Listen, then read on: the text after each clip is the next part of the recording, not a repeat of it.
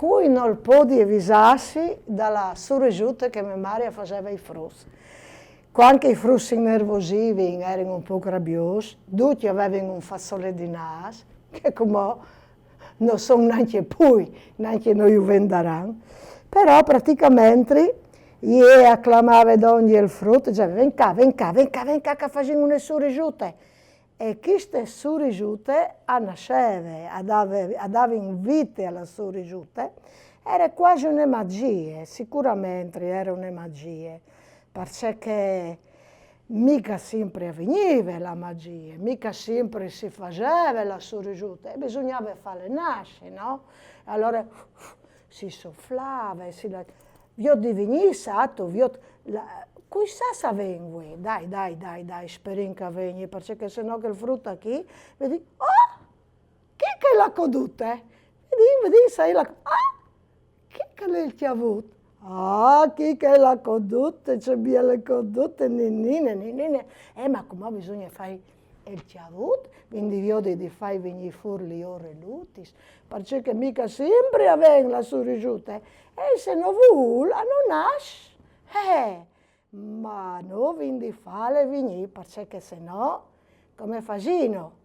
Allora questa è un'operazione un po' difficile, perché quindi viodi, salven fuori il chiavut e salven fuori le rorellute. Chi è la rorellute? Ma voleva un fruttutto qui, perché se avevano un frutto, sicuramente la surrigiute sarebbe già venuta. Oh, c'è bella la surrigiute, vedi. Vale,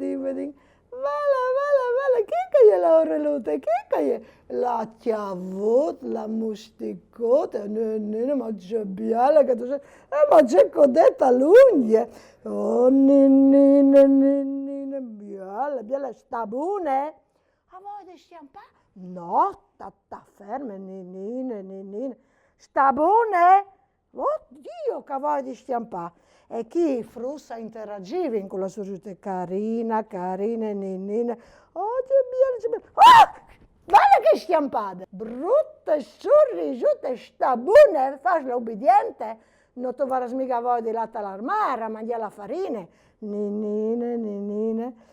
Ecco, questo era il gioco della surrigiute, che quando dopo si disfava anche la magia, perché io che sai preparare tre, e questa è alla coda celeste, ma sempre con i belli orelluti, vale il chiavut, e che chi ha la coda che sta per su.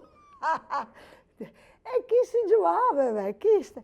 E quando i frutti si nervosivano, o erano all'ambulatorio, o erano di qualche banda che avevano di tagè, era sempre pronta la surrigiute. E i frutti impazzivano perché il gioca qui. Perché si animava, era viva. A un certo punto loro vedevano veramente la surrigiute muoversi. Ecco, questo è un gioco che la non è sunta.